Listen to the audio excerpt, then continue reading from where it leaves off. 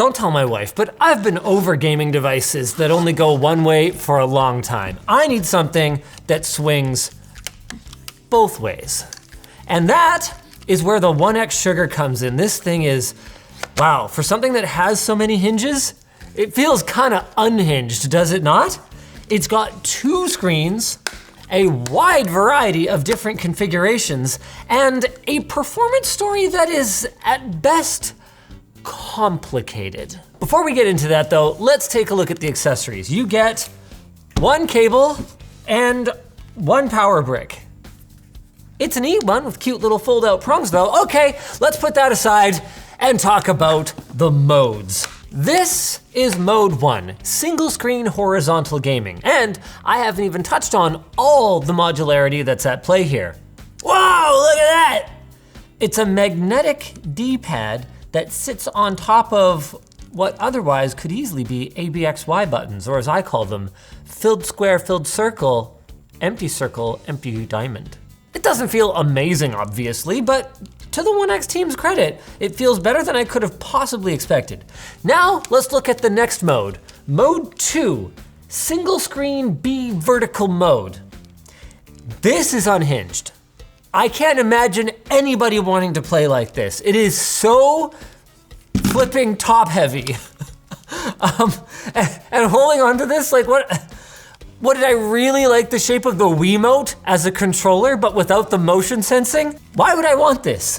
Fortunately, One X thought of the same thing, which is why they created dual screen A folded standing mode, mode 3. Why it's called that is beyond my comprehension, but the actual layout is obviously going to be very familiar to players of a certain mobile Nintendo handheld back in the day, with the larger top screen and smaller secondary utility screen down below. One thing that is missing compared to the older consoles that shall remain nameless is any ability to angle either of the screens, but hey, they more than make up for it, maybe, with dual screen B top-bottom display. Oh yeah, and I can move my D-pad over here, should I so desire, which I very much do. Yeah, I think this is why people are buying this, right? But also, this one seems pretty reasonable. I think with that in mind, they probably could have just made this a D-pad. Oh wait, no, they couldn't have. Yep, that in fact was why the D-pad had to be optional, because these are the 2 main modes that you're likely to use. I wonder if these could have just been magnetically attachable to an interface on the side then. Oh, hey, speaking of the side, why don't we take a look at the I/O? Over on the right of the main screen, you're gonna find a micro SD card. Here's some tape. Did we put this on? Weird. Anywho, power button, and not a whole lot else. Just a little spot for the magnet that holds the controllers into place, either here or here. Over on the other side, we've got our volume wheel. Yep, that's a volume wheel, all right. And where the devil is our USB-C port? Oh, there it is right there on the, is it the bottom? Is it the top? It's somewhere, it's there. On the back, we've got what appears to be a ventilation fan, as well as, are these speaker grills? They must be. How does it know left and right? Ah, see, that's the thing. If you were expecting this to be an x86 PC-based device, you are unfortunately going to be sorely disappointed. Well, I shouldn't say sorely disappointed. While it does use a Qualcomm platform, so it runs Android, it uses the Snapdragon G3 Gen 3, which is based on TSMC's 4nm process node and should be a fairly potent mobile gaming solution. And with the way that Android emulators have improved over the last little while, I mean, even Switch emulation is getting pretty good now, isn't it? There's a lot of options.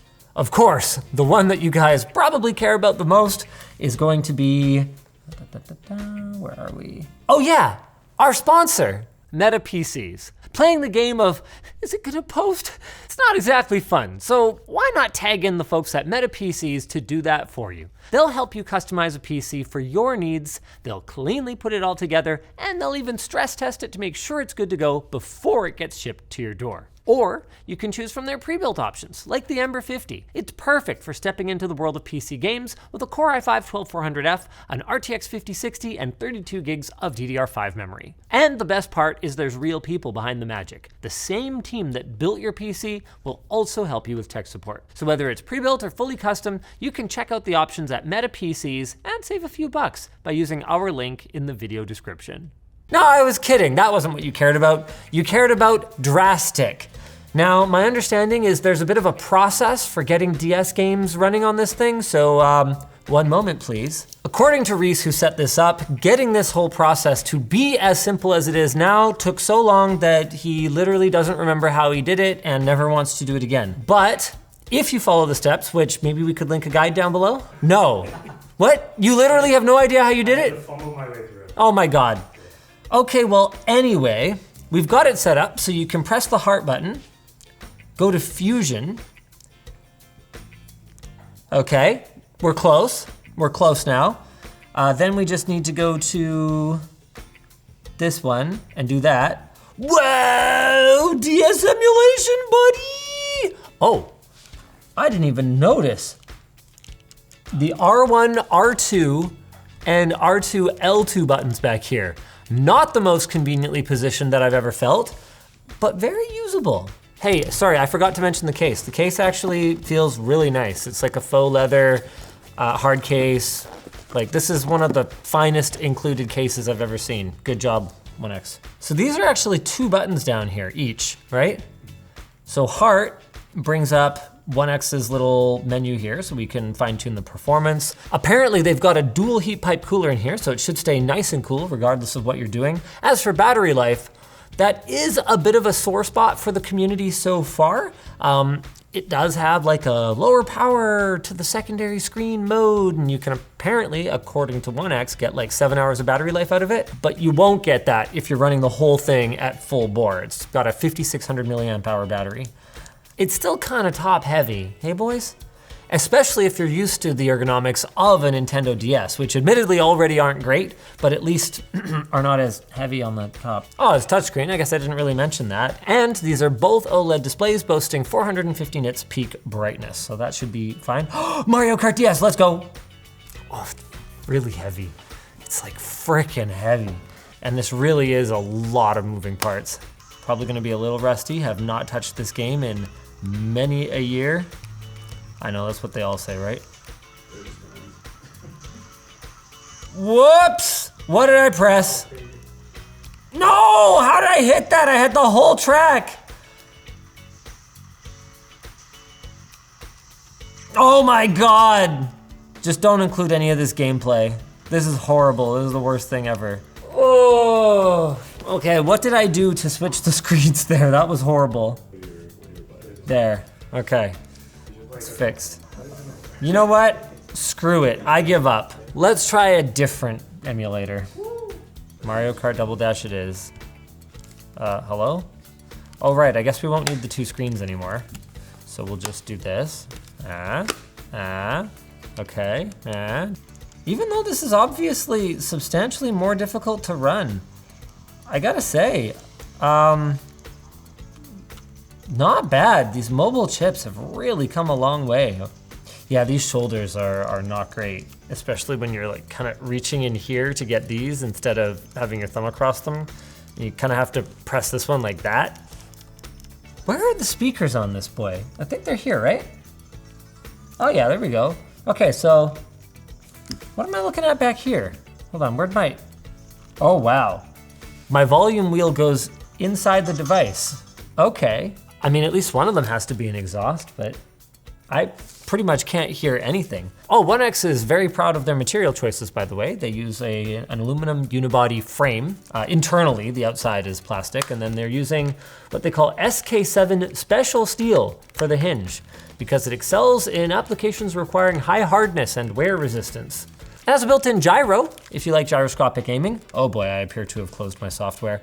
Hey, speaking of software, I mean, this is just Android, right? So theoretically, I could run Android games. Cool, we're gonna listen to Genshin Impact and Crab Rave at the same time. Oh, that's right, Genshin doesn't actually support controllers, does it? It does? Oh, well. Oh, wait, hold on. Oh, I just have to make my focus display this. Nope. Okay, apparently Genshin does support controllers now on Android and has for a little while. And we did get it working before, but is really, really, really annoying. So they clearly have some work to do on the software side. Of course, this is a prototype device as well, so bear that in mind, but I can only show you guys what I have in my hands, and what I have in my hands is an imperfect menu and controller binding experience. There is one more thing. It supports bypass charging, so you shouldn't wear out your battery as much if you're plugged in while you're using it for long periods. Is this a second volume rocker? Oh, it has, what about second volume rocker? So there's a wheel here and a volume rocker here. Hey, I just noticed something that's missing though. There's no headphone jack. Speaking of being plugged in and gaming for long hours at a time. Bluetooth only. Really, on a device this big? I guess I kinda see it because it's got so many hinges and moving parts everywhere, but I feel like this would have been a good spot, or like right here next to the charging port. But who knows, maybe that would have cost extra, and Lord only knows, the last thing we needed was for this device to be more expensive. The Indiegogo early bird price is $599 USD with 16 gigs of RAM and 512 gigs of storage, and the retail is expected to be, is this right? $799, $800 US. A truly unique device for folks who want to play DS games but cannot afford a Nintendo DS, but can afford this. You guys know who you are. And you know you need to subscribe to Short Circuit.